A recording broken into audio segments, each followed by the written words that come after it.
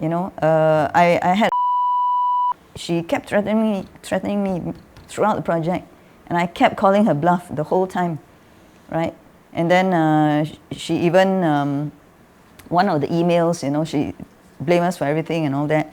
Then one of the emails she accidentally copied to someone who wasn't in the project team. Oh. So I thought, I'll keep that, because if she sues me, I counter-sue her for defamation. So that's why I say I got very thick armor now, because having to deal with and things like that, you have to be able to recognize when they're bluffing. Yeah, they're just trying to get a discount from you or something. Yeah. I think that's very important also.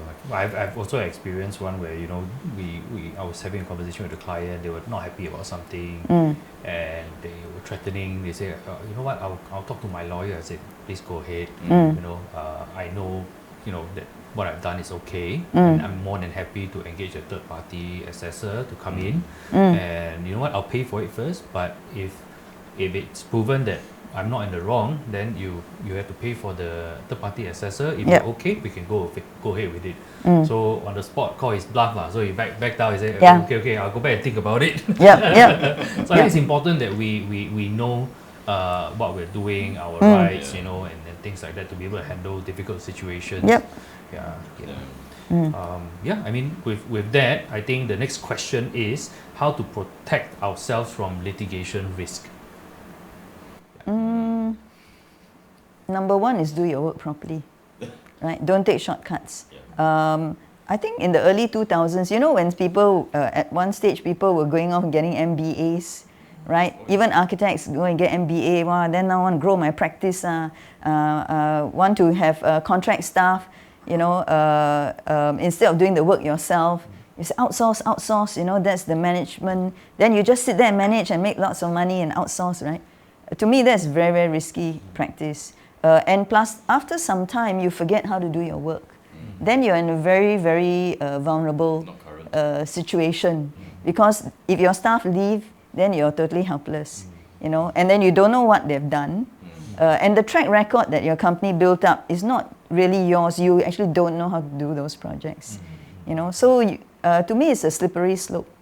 Yeah, so one of the reasons like my practice stayed small is, well, number one is we actually enjoy doing our work. So why do we want to get, like drawing, I enjoy doing drawing. So why do I want to hire a draftsman to draw for me?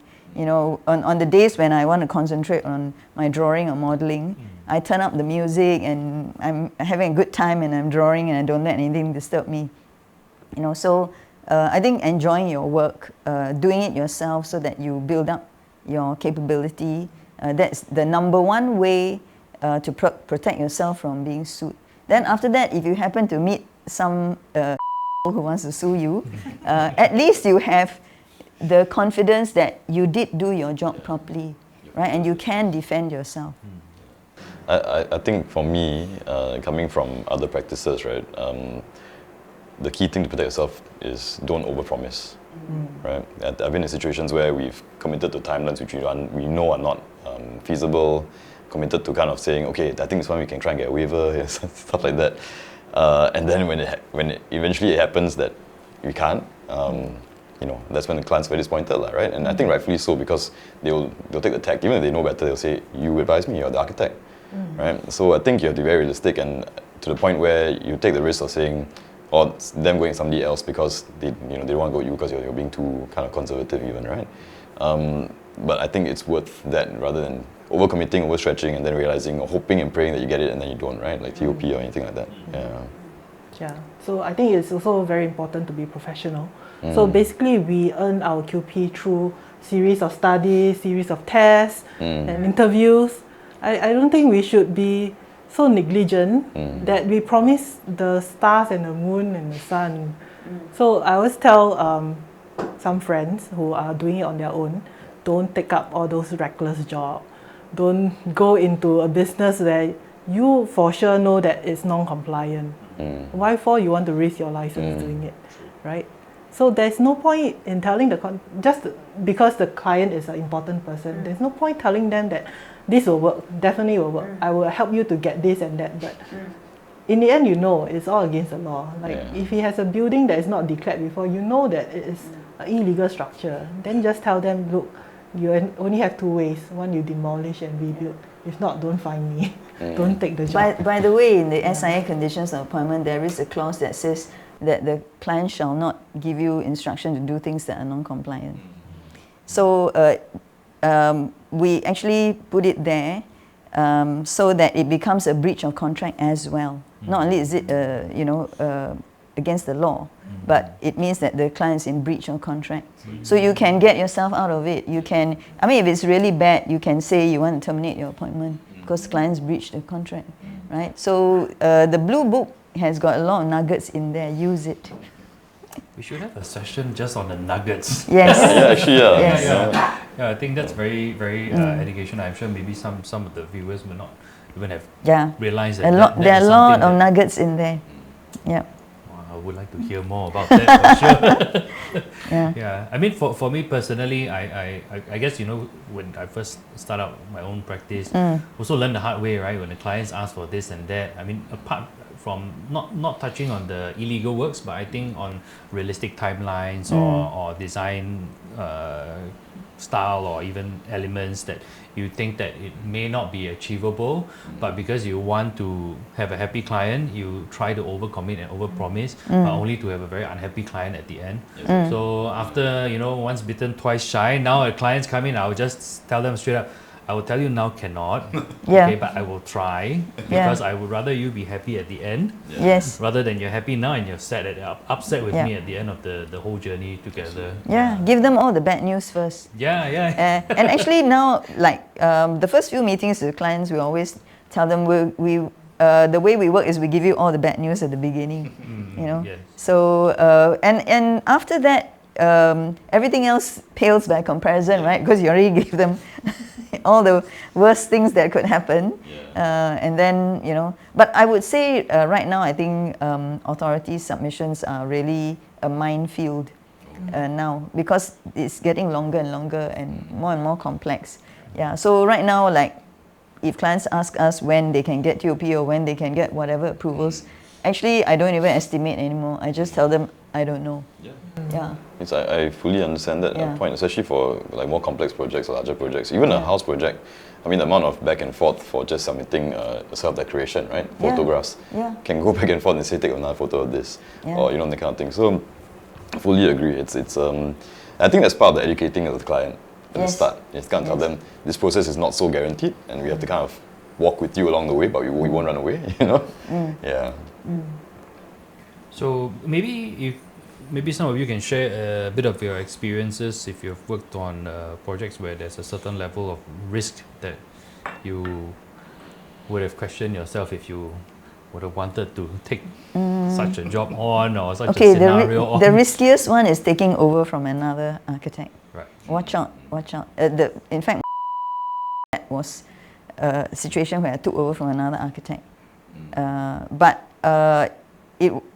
We were introduced by the project manager, so I knew the project manager. So I thought, okay, I know the project manager. But actually, like when some projects go awry, sometimes that's a warning signal. That is also taking on from another architect. Yes. So there's a trend to see, like, why do they sack the first architect? So we all know, like, all these kind of projects will be very dangerous. But, I mean, while working with him, it was very pleasant, all the way until tender was called. And somehow he talked to the contractor to lower the price. So when I read the tender, it was very weird. 10 columns, $1,000. 10 Who can columns. do this? Wow. Right? So I spoke to the contractor. I said, I don't want to kill you doing this job. I don't want to kill myself doing this job either. You better relook at the tender and give me a better cost. Realistic cost. Correct. So when it came back, the client was obviously upset because it burst his budget, and that's when things goes wrong. So there's a lot of things to learn from there. So he started calling me up, give me your drawings. So I want to pass it to the third architect. So okay, I gave him my drawings, but then he turned around and said my drawings were inaccurate. So he actually wrote to URA and BCA and told them that I submitted wrong drawings, inaccurate drawings. Oh my. So without telling him, we went to check our drawings, what was wrong. He said some of the things are not aligned. My third architect has to redraw the whole thing. But the reason for redrawing is that he needs to redesign to lower his budget. So what we found out is the columns were shifted by 168 mm. Yeah. So URA wrote back and said, no issue, just do amendment submission. BCA wrote back, no issue, just do amendment submission. Did you talk to URA and BCA as well? No, we didn't. Oh, you didn't? So they made the call without us going to. That's so nice to hear. Yeah, the authorities are actually on our side. They know what is acceptable margin of error. Exactly. It's not like we are out there trying to lie or cheat our way through. So he even wrote to SIA, but I mean SIA took a different stance. He said, you can go and fight, you keep the money with me. So then he gave up. Yeah, so I think but generally authorities don't want to get involved. Like if there's a commercial dispute between parties, generally the authorities don't want to know. They don't want to get involved. To add on to what they're saying, I mean, one, taking a project which was held by a different architect or handled by a different architect, or what I'm experiencing now, or on the cusp of experiencing, is taking a project where there was no architect. And and then the client goes, oh, you need to submit for this? Oh, I don't know that. Oh, I want to open my restaurant next month, then there's no fire certificate and stuff like that. So going up to them and saying, so once again, it's a maybe, right? But going up to them and saying, if you're willing to listen to me and we work together and you follow the timeline and don't try and do anything funny, I'll help you to untangle this mess that you're in now, Yeah, but otherwise then I'll run away because that's quite a scary thing to face, right? Yeah. And then of course the chop and sign ones are also you may get a D&B contractor or somebody looking for an architect to chop and sign for them. Or sometimes they've already finished, and then they want you to chop and sign. The construction already finished. I mean, a lot of the tenancy work are like that. They've already finished. Then they look for somebody to, hey, we haven't submitted FSD. Can you? Because the landlord's asking for it, right? Yeah. And then they go, oh, I actually need this, which is unfortunate because sometimes I think. Once again, it's educating a client. They don't know, right? As a business owner, you can just take the tag that I'm a layman. I got this building. I want to open up, a bubble tea shop, and then I realized, I got all these submissions to make. But interestingly, I don't take on all this. If they're just looking for somebody to rubber stamp. But interestingly, some years back, some manufacturer called us and then said they were audited by.